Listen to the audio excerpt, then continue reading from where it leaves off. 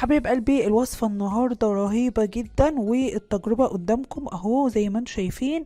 انا هبدأ اعمل معاكم الفيديو، بس قبل ما ابدأ الفيديو ما تنسوش تنزلوا تحطوا لايك دلوقتي للفيديو. شجعوني بلايك كتير قوي للفيديو ده، عايزين نوصل الفيديو ل10,000 لايك ان شاء الله. وهوريكم انا هعمل وصفة قدامكم وهتشوفوا النتيجة بنفسكم بإذن الله. روعة جدا جدا جدا. السلام عليكم ورحمة الله وبركاته. اهلا بكم حبايبي النهارده في فيديو جديد. النهارده باذن الله جايبه لكم وصفه حلوه قوي. الوصفه بتاعتنا دي هتزيل تجاعيد من البشره بمكونات سهله وبسيطه خالص موجوده عندنا كلنا في البيت، وكمان هتديكي تفتيح حلو قوي وهتخلي بشرتك لونها وردي. يلا بينا هنقول الوصفه بتاعتنا. ولو اول مره تدخلي معايا القناه ما تنسيش تشتركي معايا وتضغطي على زر الاشتراك او سبسكرايب علشان يوصلك كل الفيديوهات ان شاء الله. بجد اللي مش هتجرب الوصفه النهارده معايا هي اللي هتخسر. هنخش في الوصفه بسرعه وهنتكلم بسرعه عن المكونات وهنعملها مع بعض.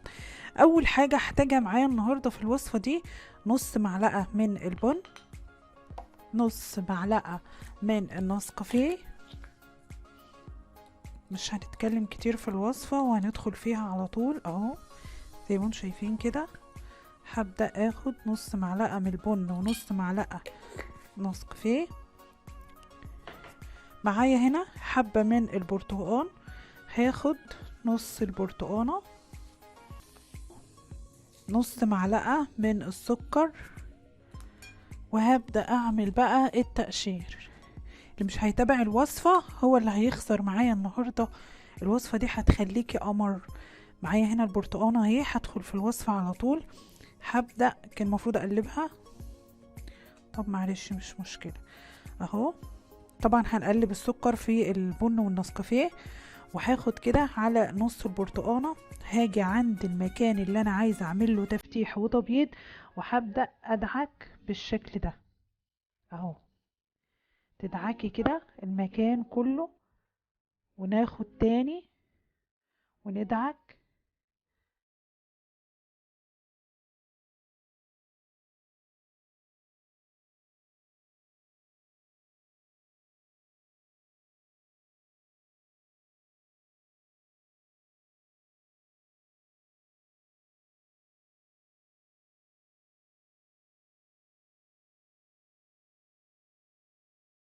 بيكنج باودر، يلا بسرعة حضريه في الوصفة بتاعتنا دي. وكمان حضري عسل النحل، لو مش موجود عسل النحل هقولك على حاجة تانية. يلا بينا. معايا هنا البيكنج باودر، هاخد معلقة واحدة هضيفها في الطبق كده. وممكن نستبدل عسل النحل بمية الورد، يعني المتوفر عندك هتستخدميه، يا عسل النحل يا مية الورد. احنا ممكن نستخدم ده او ده. عسل النحل طبعا انا عارفه انه مش متوفر في بعض الدول، ولو حابه تستخدمي ميه الورد هتديكي نفس النتيجه. هعملها معاكم دلوقتي.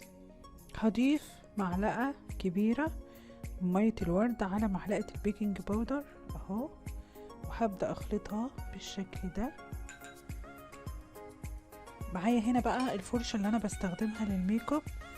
هبدا طبعا اللي انا يعني خليتها للوصفات عشان محدش يقول لي الميك اب ازاي. وهبدا امسح بيها كده البشره بعد ما اعمل السكراب اللي انا عملته اهو بالشكل ده اهو.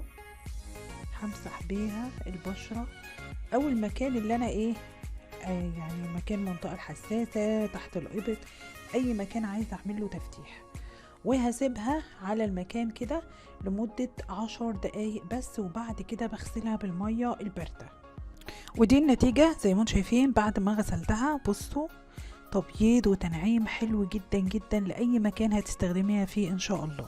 يا رب الفيديو النهارده يا بنات يعجبكم ان شاء الله. والوصفه جميله جدا، اعملوها وهتخلي بشرتك جميله مفيهاش اي تجاعيد، وكمان هتديك تفتيح جميل جدا. بجد هيعجبك قوي قوي. الوصفه دي رائعه جدا، مكوناتها سهله، اول مره هتشوفيها باذن الله.